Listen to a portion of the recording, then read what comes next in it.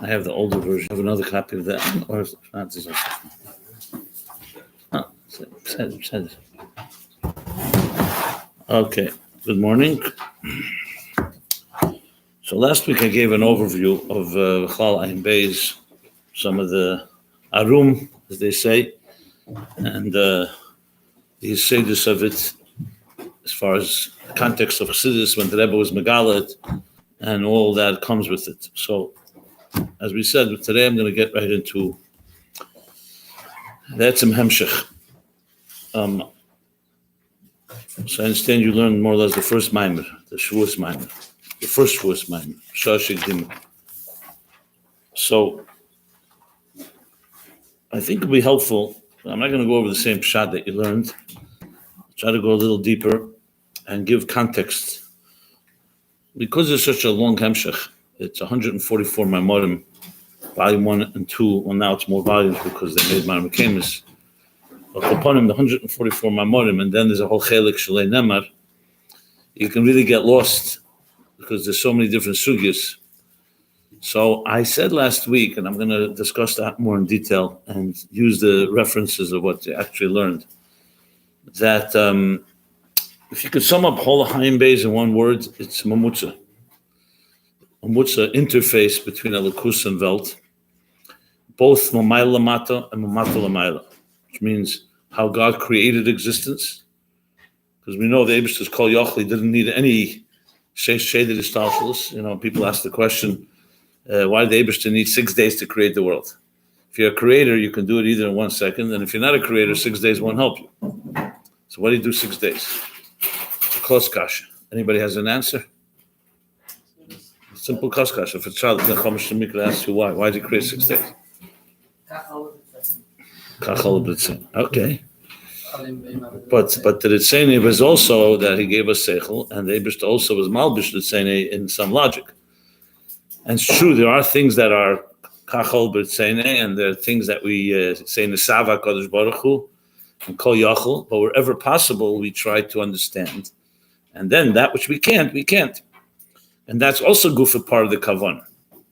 Some Tzedek writes, named the Alter Rebbe one place, he says the kavod that it's always good to keep in mind that the Eibishter Ratza livrei ha'elam k'moshu ata al pi ha'seichel shalata. In other words, this gufa that the world is a seichel structure. Chachma binafano follows Chachma. There's elamis. There's shtalshalos. That gufa is what the Eibishter. It's not because we figured out a seichel dik way to understand Elokus. The Eibishter himself is malbish himself in seichel. And you could ask the question, why is this seichel? Why is 2 + 2 equals 4? Why is miktsas poches mahakel? You know, basic rules. You could ask why, but that will never have an answer because the Eibishter, whatever he went, he could have created 20 spheres and not 10 spheres and made that logical. So whatever you say, there's always going to come down to something the Eibishter did that he did because he wanted. But once he did it this way, the Meseichel itself of Ishtalshlos and the Seder Habriya is also part of the Kavona Atmis. So the basic answer is from Zohar. It says, it doesn't say B'Sheishes Yom Osa Hashem Shemaim B'Sar. It says Sheishes Yom. Should have said B'Sheishes Yom. You create during 6 days. If you said a sentence, 6 days God created heaven and earth, you'd right away correct it. You'd say in 6 days, during 6 days, during a period of 6 days. So the Zohar says, Kol Yem Avayem Avad David. The Sheishes Yom, the Eibishter actually created 6 days. He created the number 6. The Chesed, Gvura, Teferes, Netzach, Hed, Yesed, and Shabbos is 7 Malchus. So in other words, the Eibishter did not need to create the world in 7 days. He could have created it all in 1 second. Can move on. But he wanted a structure that we should be able to understand. So that's Mamayla Lamata, the Ayin Beis explaining the whole why is there Seder Ishtalshus? Why is there Atzilus? Why do you need Bria, Yitzira, Asiya? The world's higher than Atzilus.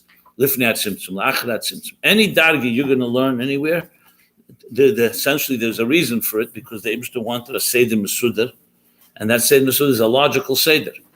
And then Maamar Lamayla, which of course is the main kavanah, that we, Nivroim, Ayesh, Gashmi, V'chumri, in this world, with all our hakbolas and all our limitations and all our challenges, should be able to have essentially stepping stones, or you could say a ladder, to retrace the steps and say the shtalshus and reconnect. So basically, Seder Shtalshus comes to connect the Eibishter with us through Mamayel Mata, how he creates existence, and then how we use it as a Veda as we climb back. On a simple level, every day davening. You learn the Chassidus Sulam Mutzav Arza, V'reisha Magia Shemaima, Pasha Vayetze. So the Sulam consists of 4 steps. So Chassidus explains the 4 steps generally. It's explained as Vichas HaShacher, Psukkah de Zimra, Krishma, and Shmenasa. Sometimes it's explained a little differently. Sometimes it's explained Psukkah de Zimra, Vichas Shma, Krishma, and Shmenasa. But regardless, it's 4 levels, and these are Asiyah, Yitzira, Bria, and Atzilus within davening. What we say right in the morning, Shomesh and Asata Bi'ata, the Shomesh and Asata Bi'teherehi, that's Atzilus. Ata Barasa is Bria, Ata Yitzarta is Yitzira, and Ata Nefachta Bi, Ata Meshamre B'kir is Asiyah. So this structure, once you start learning Chassidus, you see wherever you go, in davening and learning and mitzvahs, anything, in Divrei Reshus. So in Chassidus, overall, this is the theme of Chassidus, but in Ayin Beis, it's very clear, because he keeps going back to this sugya of Mamutza, the Mamutza Mechaber, and I said, Mamayla Mata Mat Lamayla. So, the operative word for Mamutza is obviously the word Mamutza, but what is it in Sfiris? So the word is Kesser. Kesser literally means ratzon, as he explains right in the beginning of the Maamar, which you learned. And ratzon is the first step. If there's no ratzon between the Baal HaRatzon and the Dover HaNirtza, what he wants, you have no Mamutza. Basically, if the Eibishter did not ratzon, he didn't want to create, or he didn't want a relationship with us, it's ace. It's not only the Eibishter, even Bnei Yoda. If you don't want to be my friend, there's no ratzon. If you don't want to marry your wife, your future wife, that is, there's nothing to talk about. I'm not getting now why there's a ratzon, and if there's a why. But the etzamin of ratzon. So the first thing the Rebbe Rashab established is the concept of Kesser. So what I'll do today, I will learn some inside. I mean, I think overall, for me to go learn in 45 minutes or an hour, the whole first Maamar is not practical. And since we want to move forward, what I'll do more like a shiur, like a nigla in a way. You learn a sugya, and then the Makif shiur gives a deeper perspective on it. And if you have any questions, obviously I'll take any questions. So I'm gonna I don't want to say skip because you learned it already. So he starts with B'shar Shekdimu. So Nasav Nishman, he says right away, Yod Malachi Asharas v'kishru lehem shnei ksarim. So you see right away, Ksarim, Echad Keneged Nasav, Echad Keneged Nishma. Now, and he's answered, and then he starts a whole bunch of questions about Ksarim. Why is it 2 Ksarim, 3 Ksarim in another place? And I'm going to move right to the bottom where he starts teaching what Kesser is. But before I go over this itself, I want to just give the overview, which I wanted to share with like this. To make it more easier to travel through Ayin Beis, so to speak, I'm going to divide it into the sections. The first section that begins where you started learning from the beginning goes approximately till Perek on 45 chapters, I believe. Yeah, 45 chapters. So if you go to Perek Mem Vov, I'll just go there a second, you'll see. Huh? I'll start in this first volume. Perek Mem Vov. Yeah, it's the Maamar. Okay, the Maamar is Nachamu. So if you see the words, how does he start? V'hinei kol zeh b'chinas penimi, and that's what you learned in the first Maamar, right? Penimi, Eris and Kalim. But you learned only the moshel. So the first 45 chapters, I'm just going to give you a general overview. And then I'm going to go and we'll go through the steps. And that's what I hope to do throughout. So you understand where we're going here. It's not just the thing with Ayin Beis that you have to keep in mind that's unique is that Rebbe Rashab is Kiyad Hashem, Kiyad HaMelech. He does not have any hakbolos. When it comes to a regular Maamar, you learn, let's say, wherever. Is this only me or is this... every day. Is this on a timer or it's... The transition to the original soul and then when we came. So okay, no, it's fine. It's fine. It's, as I said, it has its effect, So he says like this, that what's unique in Ayin Beis is that Rebbe Rashab has no hakbolos. You learn a regular Maamar that says 10 pages. So by 10 pages it's going to be is a certain limit.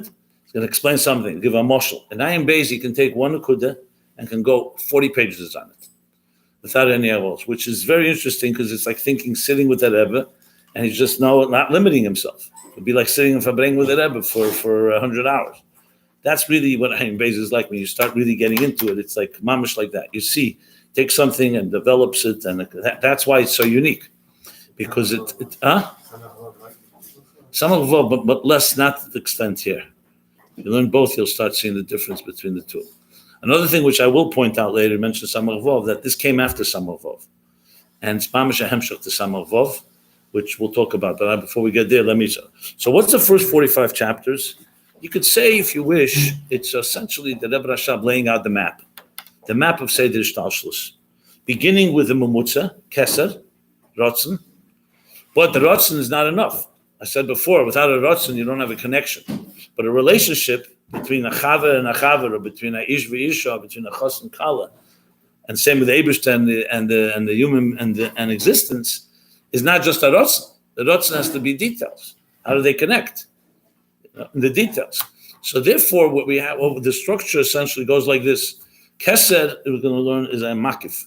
Ratzon is a Makif. It's the overall connection between the Bala Ratzon and the Dover HaNitz, as I said, what he wants. But then comes the actual relationship, consists of what Chassidus calls the penimi. So you see right away, right after chapter 1, in chapter Beis, Pedig Beis, and I'm just Pedig Beis, he starts after saying ratzon, he says, to understand ratzon, what does he say? The bezem chula keich ratzon mekol keiches, shekulam boim b'chinas penimi. And that goes for 45 chapters. He will explain penimi, and then Pedig Menvov, he'll go back to ratzon and Kesser, and that will be the next long section, which we'll go over when we get there, or as we develop this. So this is the general structure. Makif and penimi. Another word for it is Seva v'Mamala. Another word is Igulim and Yesher. They're all correct words. And the ratzon is in the keder of a Makif. We'll explain Makif shortly. And the structure itself. So let's say I talked about an example of a marriage. A marriage is not just there's a ratzon between chas and kala. They're also going to build a home together. And it could be built on Teira, Vedim, Chasod, and there's details. Life is about details. So the same thing, B'dugma L'mayla, the same thing, the Eibishter didn't just want Seder Shtalshlus and want to have a Dira B'tachtenim. He also has details involved. And that's all the details which we call penimi. It is V'kelim, which I'm going to elaborate shortly about. So that's the general structure. And where he goes with this, afterwards he'll go into a whole thing about Makif and Kesser. And basically, it's all again about relationship. If you keep in mind the Mamutza, you'll be able to make sense of a lot of things, and you won't get lost in the big forest there.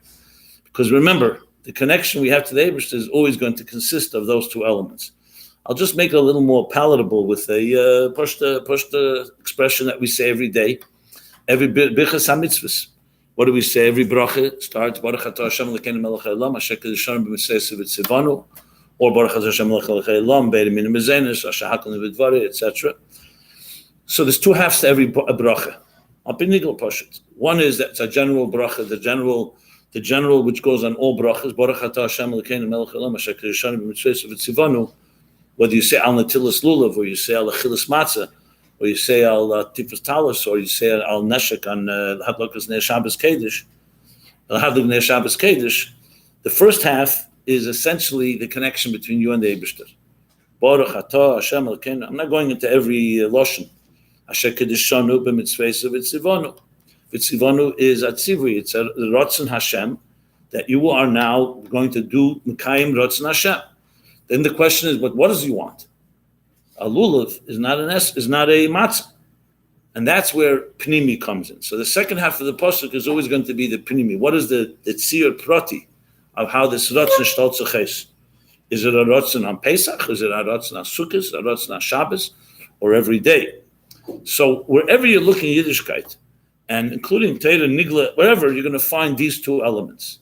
You're going to find the general ratzon Eibishter vil, and you're connecting.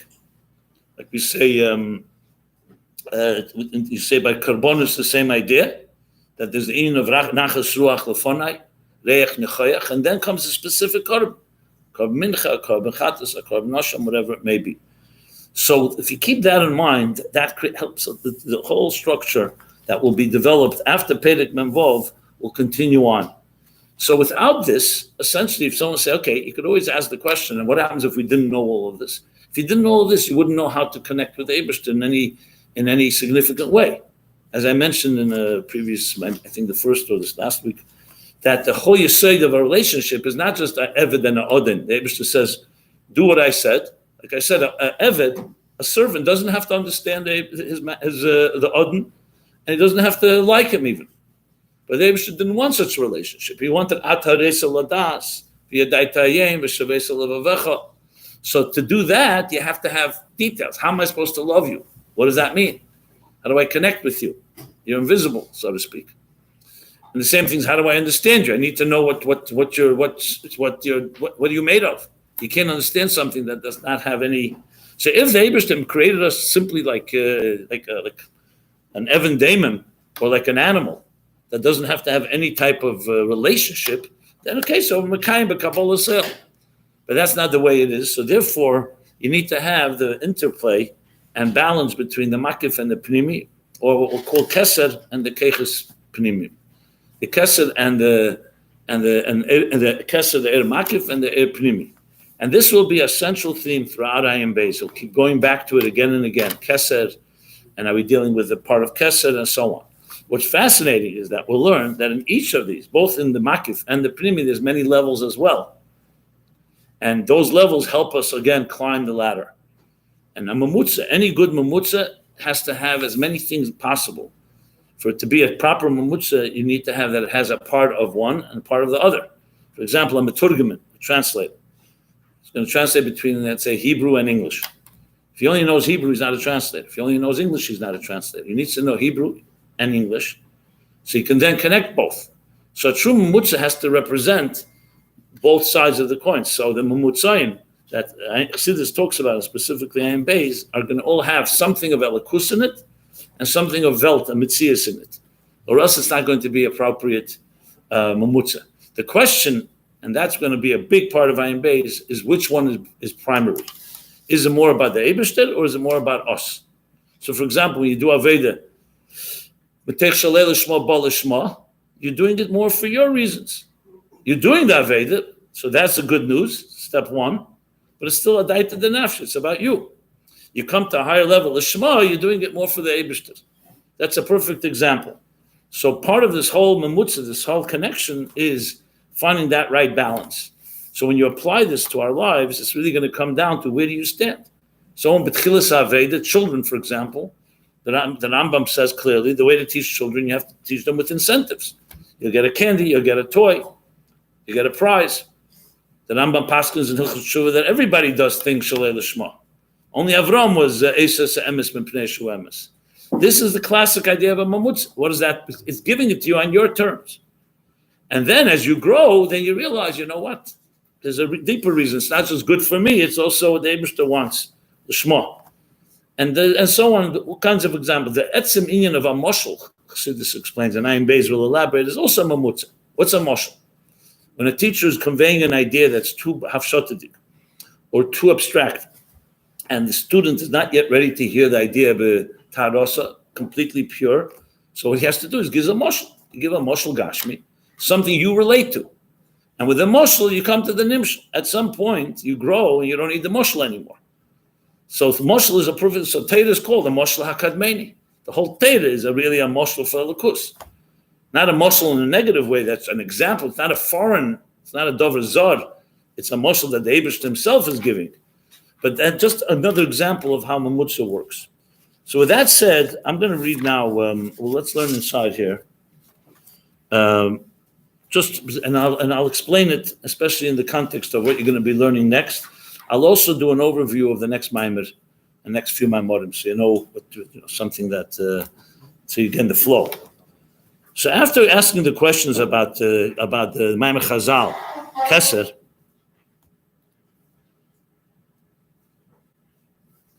and speaking about the three Ksarim, Torah, Vedim, Milz, Chasodim, he says, "L'hovin kol zeh, tzarich l'hovin tchila." So whenever that's said, you realize it's always like the beginning of Maamorim. Usually, that's where the sugya starts. So he says, "What's Kesser B'chlal?" So I remember when I learned this the first time, and I didn't know where it's going. Right away you ask yourself, it's going. It's an analysis of Kesser, and then when you start learning the Maamorim, you start realizing Kesser is a major force. Because as I said, without Kesser, there's no ratzon. There's no ratzon, there's no connection. So that's why the Alter Rebbe Rashab asks, Kesser, Mao Kesser? What is the meaning of Kesser? And as always, Chassidus grounds things straight in Kabbalah. He brings from the Pardes of the Ramak. That has three types, right? Isa, the Pardes Shar HaKinuyim Erech Kesser. So the Pardes is from Rav Moshe Cordovero. He was a contemporary, a little older than the Arizal in Tzfas. What does he say? Erech Kesser. He says, V'zel Shene. Yesh Pirshu Malchus Meloshin. I'm sorry. Hamtona Kamoy Kesser Li Zoy. Kestar Li Zohir. From the word pause. So it's like a hefsek, like a hamtona, to wait. V'kavonu al tachshe b'mokem hazeh klal omnem hamtem achi yispashet. So this is a lashon he's bringing from several places. In other words, that the gilui is not yet come. You have to pause. You have to wait and be patient until it extends. So it's like a teacher teaching an idea, and if the student says, "I don't yet understand," he says, "Hamtin." That's Kesser. Means you don't understand yet. Wait, and it'll soon be understood. Kain Pirush Haga'in. That's the first touch. The Rebbe Rashab explains, so you see, it's very comprehensive. He's going to bring Kesser, all the types, and he's connecting, that says in some other place, the Hainu, Hamten Li, V'deim Elahagidova. It's a pasuk that's from the Lashon V'deim. V'deim means to silent. So it's El Derech Hamtana. What is patient? Patient means wait, pause, a form of silence. V'in hashtika b'zehu l'fisha zehu l'maylam ha'yediyah v'asaga. So he's giving us the first meaning of Kesser. Why you have to wait? Why do you have to be quiet? Because you don't yet get it. It's it's higher than perception and uncomprehension.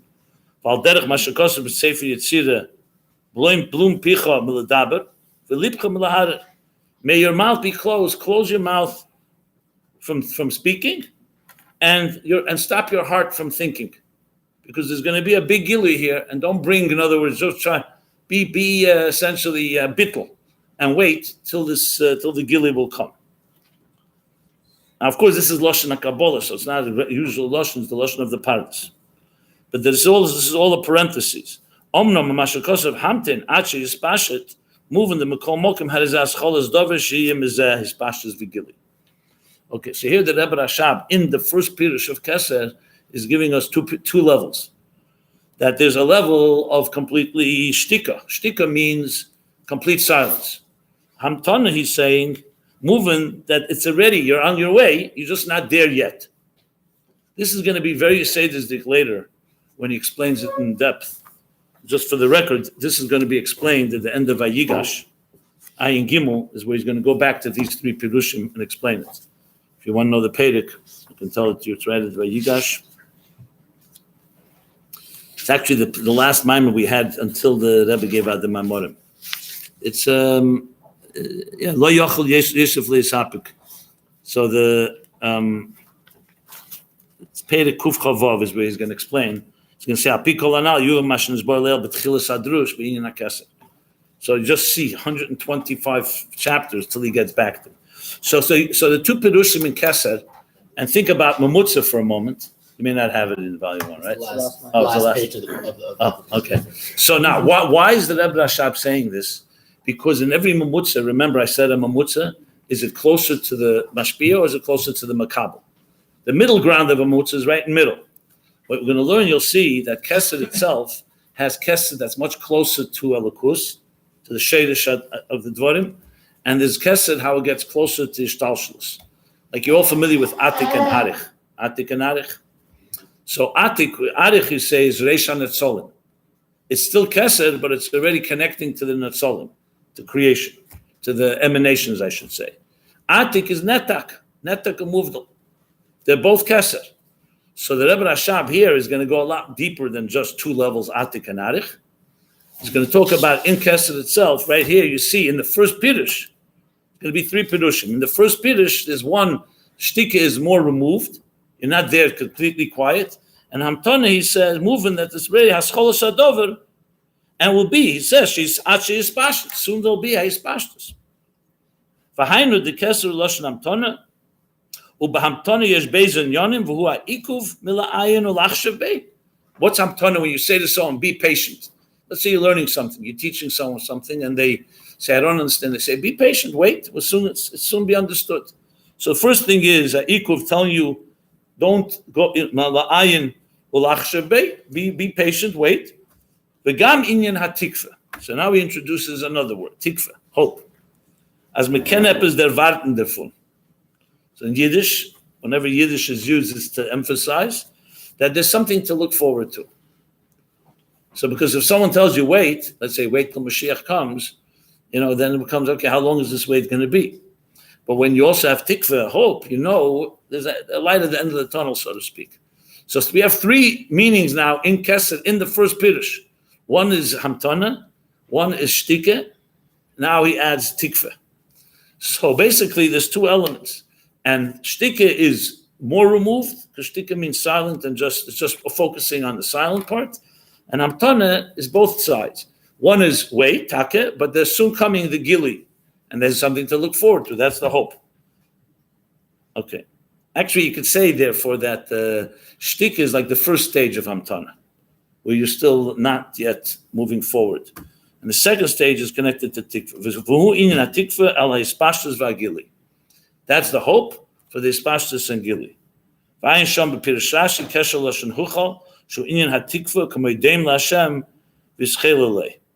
Okay, he's bringing proof from Rashi that Kesser comes also from the word tikva, hope. That's Pirush 1. Keep it in mind, because this is going to be, as we'll learn later, the lowest Pirush in Kesser. This is Kesser as it relates to existence. And in that itself, there's a Shtika and there's Hamtana and the Tikva that he just described. Second Pirush, this is all Zelasheni of the Pardes. We're still in the middle of the Pardes. With the Rebbe Rashab says, Sof is the parentheses we just learned. The Yesha Pirshu, this is the Pardes continue. He says, remember on top he said, Yesh Misha Pirush Moshe Hamtana. The Yesh Pirush Kesser Kemashmoy. Kesser doesn't mean patience or waiting. Kemashmoy Hainu Kesser V'Torah. What's a Kesser? A crown. How do we tie Shutz Shamikra Kesser? Kesser Melech. Kesser V'Torah. Vatam. Why is Kesser called Kesser V'Torah? He says, Kamoisha Kesser Reish L'chol Levushei Aguf. So when a Melech is wearing all his Levushim, where's the Kesser? It's on top of his head. It's on top of, it's a Reish to all the garments of the body. Now, he's wearing a cape, he's wearing a cloak, he's wearing this thing. The Kesser is on top. Kain Midazu, so that's a muscle for Kesser in Kabbalah and penimi Satera. Kain Midazu, which Midah? The Midah of Kesser is Reish L'chol Atzilus.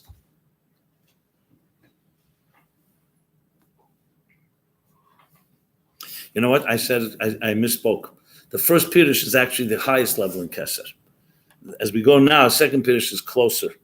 And the third Pirush is even closer. I just misspoke because it was the other way around. So now what do we have now? The Taich of Kesser is that it relates to the Reish. In the first Taich Kesser, it's all about either waiting for the Gili or complete silence. Now it's already the Reish of the Chol Atzilus. V'nira HaKavana, says the Rebbe Rashab. Nira, of course, means, and we can say Nirim. How do you teach Nira? Huh? It seems like the Kavana, or I feel that the Kavana is, it seems like the Kavana is, Shezeu Reish L'chol Ha'eres Makifim D'Atzilus. So the Pardes doesn't say Reish to which part of Atzilus. And the Rebbe Rashab says it's the Makifim of Atzilus. Because it doesn't say it's a reish to the guf. The head, your physical head, is a penimi, and it's a reish, it's the beginning of your body. It says a reish levushei haguf. Levush in general is a makif. So there's a levush of chachma, there's a levush of bina, and the reish to all the levushim, meaning the reish to all the makifim in Atzilus, is Kesser. Kumei levushe hareish and reish lo levushe haguf. The inyan ha'atoret tzarich lemer shezel l'mayla gam b'chinas levushe hareish. In other words, let's say you could also put on other garments on the head, earmuffs or other things that you put on the head. I don't know if that came to example. Eyeglasses. I don't know if that's called a lavush. But Kesser is obviously in all the levushe hareish. If it's a cold day, you put on a ski mask or whatever it is. The Kesser is above everything. So that's Pirush number 2. So now Kesser associates to the Makifim of Atzilus, but it's the Reish, it's the head, it's the beginning of them all. The Yesha Pirush, and this is the third Pirush of the Pardes, Kesser Meloshen Machtir Es HaTzadik. Machtir Es HaTzadik comes from the word that surrounds. Machtir Es HaTzadik, Kavona Loshen Sivuv L'chol HaTzilus B'Teche. So it's not just the head above, it surrounds. Now the Rebbe explains often Rosh Hashanah. What does he say? It's not called Tchilas Hashanah. It's called Rosh Hashanah. Because Tchilas Hashanah means it's the beginning of the year, which it is. But it's much more than that. It's Kailo. A Reish is Kail. All the Yemei Hashanah are all Nichel and Rosh Hashanah. So in a way you could say Rosh Hashanah is above all the days of the year, but it also encompasses all the days.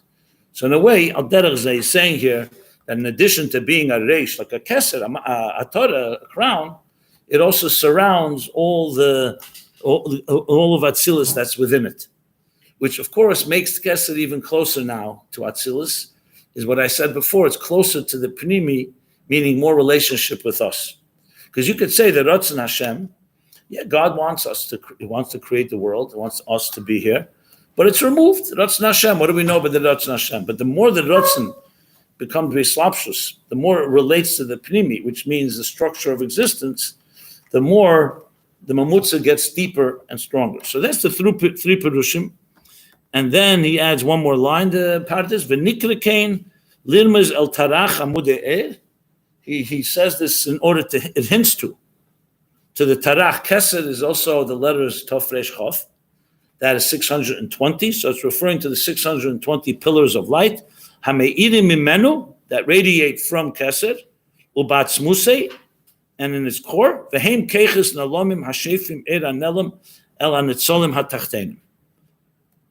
These are hidden faculties, divine faculties, that flow like a er hanelim, a concealed light, el anitzolim hatachtenim, to the lower emanations. What does that mean? So later we're going to learn in detail what this means, but briefly it means that the ratzon, I'm going to go back to this. Remember, this is Kabbalah. In Kabbalah, you don't have Slapshus and Chabad. So there's no hasbara here. The Pardes just says the statements, and you're expected to understand it if you know Kabbalah. But Chassidus explains what this means is that the Makif of the ratzon of the Baal HaRatzon, in this case the Eibishter, does not remain removed from us. That even the ratzon ultimately is meir and has an impact on us. So I'll just give an example of Chassidus and Rebbe. Rebbe is shalei berach to any of us. So the Melech is Shichme Maile Gevei Mekolam. He's a Melech. And therefore the Kesser Melech, as we know, belongs after to the Melech. You can say, so what's the relationship between a Rebbe and a Chassid? So if you speak from a point of view of purist Kashrus, you could say that Rebbe shalei berach legamri, the Chesed, the Chazdei, he allows us in to give him a little taste of like the Rebbe said many times about the Frierdiker Rebbe, the Frierdiker Rebbe really didn't need anyone to accomplish his shlichus in this world, but he did. The Chesed gave us a schus to be part of it, but he remained shalei berach. Or do you say no, that the Rebbe, even in his deepest levels, reveals part of himself and connects with the Chassidim? So obviously we know the second is the case, especially in Chabad Rabbeim. It's not tzaddik b'menasa yichya and yechaya, that the tzaddik also expects that we do something, and he connects with us. And the Rebbe spent hours and hours explaining and speaking sichos and mamorim. So you could say that the Rebbe's ratzon is beyond us. No, but the Rebbe's malbish is the ratzon in a way that everybody could understand. My point that I'm saying here is that shalei be'erech can also come closer and make a more erech to the kabbalah. So what he's essentially saying here, the Pardes, that Kesser, which is the ratzon of the Eibush to connect with us, is not just a ratzon that remains completely removed. it's starting to have a relationship with us. So there's levels of Kesser that's pure Elikus. And there's the levels of Kesser that start relating, like he says here, the last level, it's already Machtir Seviv V'Samnatzolin, and an air of it, the Eifon Helam, is radiating within. So what you have from this, the famous story of Rabbi Hillel and the Tzemach Tzedek. The Tzemach Tzedek said a Maamar, and then afterwards they were sitting and arguing the Pshat and the Maamar. And Tzemach Tzedek was there, and Rabbi Hillel Parach disagreed with the Tzemach Tzedek in the Pshat of the Maamar that the Tzemach Tzedek just delivered earlier. So of course the Chassidim said, the Rebbe himself said Pshat, you can rely on it. He says when the Rebbe said the Maamar, it was Kinsinasi Messina. But now that I was sitting in the Mefalpul with Seichel Odom, so the Rebbe has Seichel, I have Seichel. He wasn't Chad Rishon, not being respectful. He was saying now we're talking Beis Lapshus. We're not talking how it came down Shechina Medaberes Meteir Grene. So you see from that even a Rebbe, even though he's removed and beyond, also has a situation, a matzav, where he's mislapshus in a Seichel Lefi Erech Bnei Odom. Obviously, even there the Rebbe is higher. But there could be a pilpul, because that's what Torah is. People were mefalpul with Moshe Rabbeinu. There were those that disagreed with Moshe. Moshe sat with the Ziknei Yisrael, and they were mefalpul in Yonei Torah. The whole Torah was made to be pilpul. You could have a disagreement. I'm talking about in Torah. So my point is, that's the Nekuda here. Now, the next section starts now the Biur in Chassidus. So he says, Va'inyan hu, again, I'm just going to read a few lines and then I'll explain. There you go. That deciphers the word Kesser. Till now, if you had no idea, Kesser is a darge, okay, a darge, many darges in it. But as soon as you say it's ratzon, there you have a Chabad word. Ratzon is not used. I mean, it's used, but not used in the Kabbalah Svarim. You're not going to find a Kesser Pirushe ratzon. Here is Klortaich, it's ratzon. And what is the ratzon? And then he says, in every world there's a ratzon. If the Eibishter wanted Atzilus, there has to be a Kesser of Atzilus. If the Eibishter wants Bria, there's Kesser of Bria. And that he calls the Ksarim HaPratim. So every darge, so like for example, I mentioned before, Shekel L'Shalom B'Tzvei Tzivanu. That's a Kesser Kloli. Eibishter wants us to do his mitzvahs. And then comes the pratim, the Kesser over what? What is it that you want? And the same thing in a relationship. You could have a marriage. So there's a ratzon kloli that connects the chas and kala, the husband and wife. But then there's specifics. So we're going to do something for Shabbos. Even mundane things. So you need ksarim pratim. And he says, then he explains what ak is. Ak is kesser legabe klos eishtalshus. So to use a simple mashal, let's say you have a ratzon to build a home.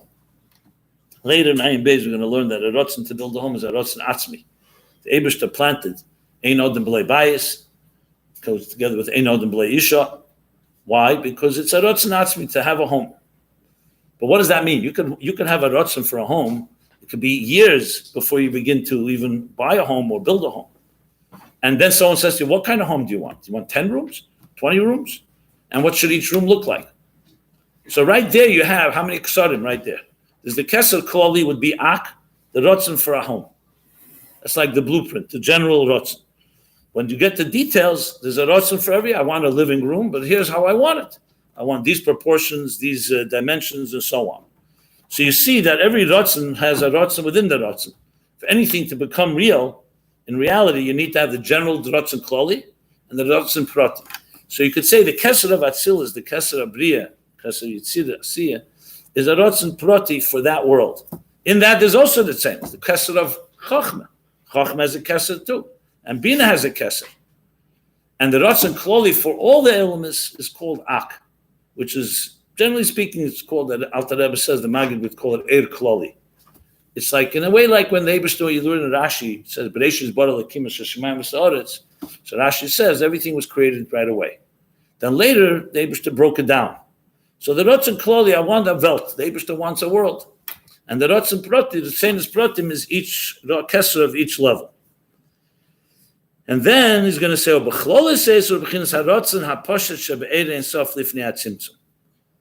what I'm pointing out here is you see right here how you say this is. The Rebbe Rashab is laying out essentially the beginning of the whole Seder Shtalshus. from the pratim to the klolim and to the point of the ratzon kloli, which everything starts from that. That's the ratzon pashat lifnei atzimtzum, and he uses the eitz chaim, the lashon that we always hear again and again. Kisha'olah, but it's saying apashat lahaitzil or livrei. And what does he say? The kol zeh b'chinas Kesser b'chol madrega madrega shekel ba'atzmei kol ma sha'olah seva v'makiv l'kol ma sh'nisava. So the Kesser kloli of all ksarim is lifnei atzimtzum. You don't even call it Kesser there, as we'll learn later, but it's the ratzon, the first ratzon, the Eibishter says, I want existence. And then, you don't call it a level of Kesser, lifnei atzimtzum. You'll learn it soon. It's just the inyan. It's an inyan, like a conceptual. And then, the tzimtzum, of course, which we're not going to discuss right now, is what allows for the real structure to start emerging. So, if somebody has a ratzon in their nefesh for having a home, as I said, that ratzon can take years till it becomes a reality. Kavyachol Lamaila was also like that. Not years, because there's no zman, but there's a stage where it's beyond existence. So the Eibishter wants, I want a Welt. Why does he want? And then will become the actualization of it, which again will have all the ritzenis that will define everything. And that's what the rest of this chapter is. And he gives the example of Aderech Moshel Adam Lamata, Kedim Sheneser Be'ezer Ratzon. He's removed from it, and it's the ratzon that makes the first connection. So if you don't have a ratzon for something, there's no connection. Now, let me just say a few words about the rest of the Maamar. In Beis, then, he says, to understand the ratzon well, Beis, you do it that ratzon b'chinas Makif. And he starts speaking about, understand ratzon, let's contrast it. What's the other side of ratzon? The details. What do you want? So you know the Eibishter wants a world, or you know anyone has a ratzon for a Beis. But what do you want now? You have to have a what? What's the details? So the rest of now this Maamar, as you've learned, goes into arichas habir of what is penimi and the moshel of keiches hanefesh, eris and kelim. And what was the main point? That the eris and kelim are not makif that happens to be residing in kelim. Every eir is tailored to each keli. So when you say, for example, I want something, I want to walk, I want to talk, I want to learn, that's a ratzon that equalizes everything. There's no difference from the ratzon's point of view, whether you want to walk or talk or open your eyes or close your eyes or anything. So where does ratzon reside inside the human body? So I think he said, did he say it specifically? I don't remember in the Maamar. He definitely says in many places, ratzon doesn't have a makif. If I say to you, where's keyach hariyah? It's in your eyes. Keyach hashmiyah is in your ears. Keyach haseichel is in your rosh. Keyach hamidus is in your heart. Because ratzon, as we said earlier, ratzon is a makif. Ratzon is I want something. It's no details, so it doesn't relate to details.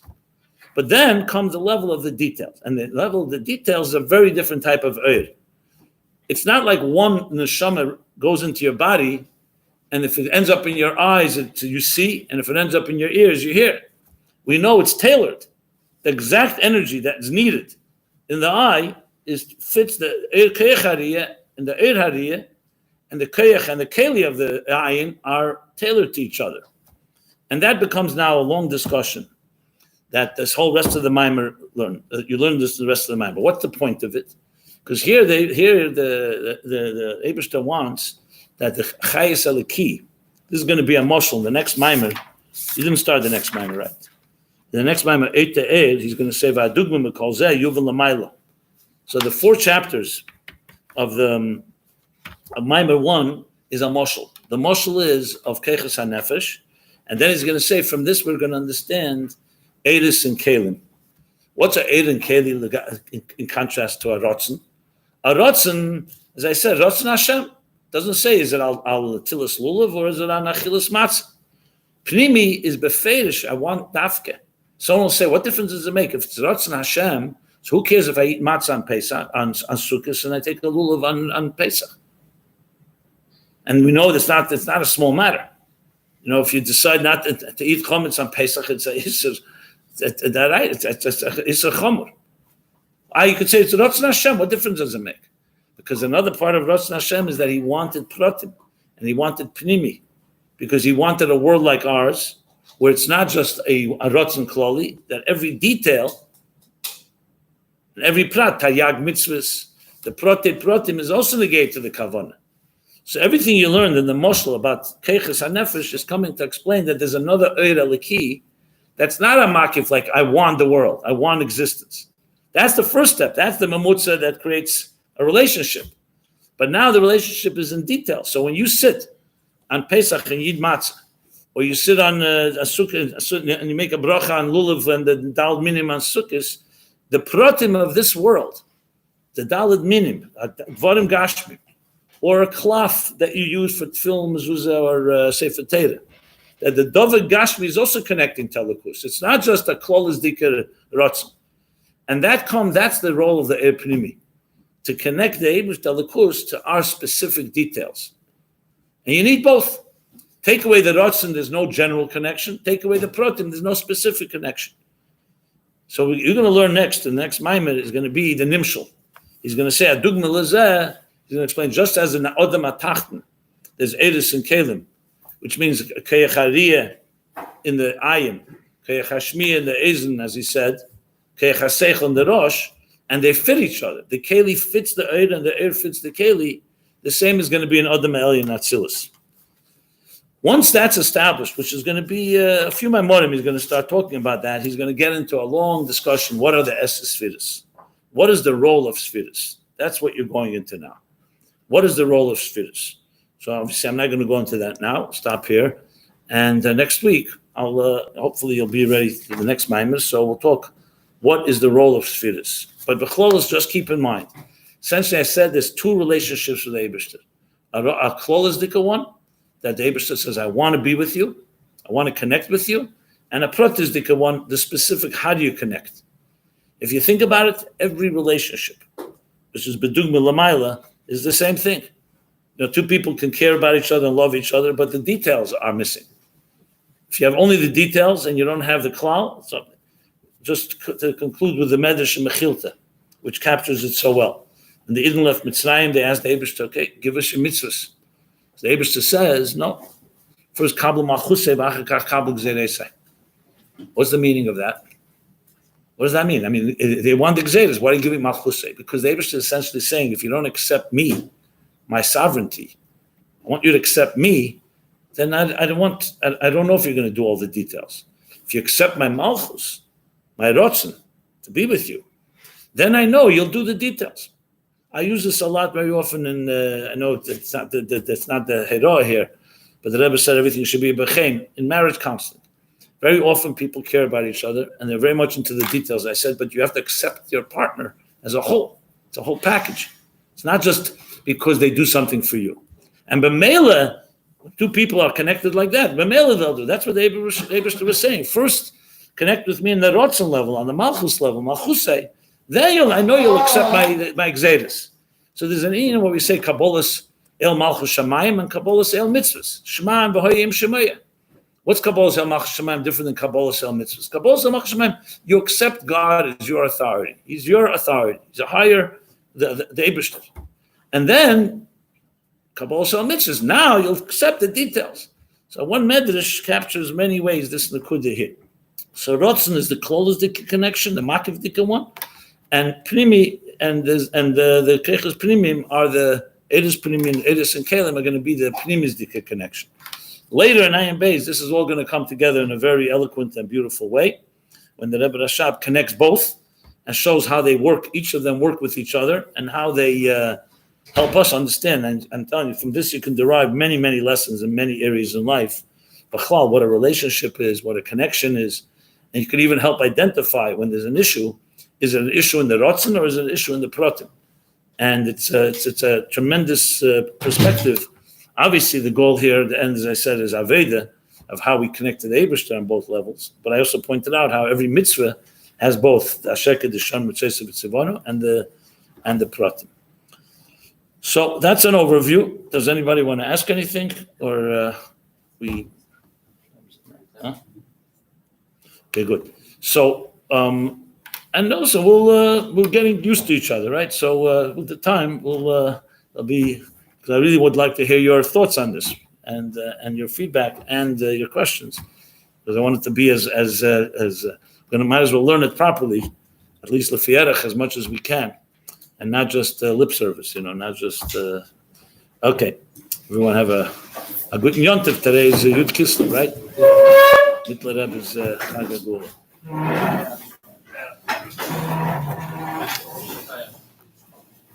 Thank you. Baruchim to you.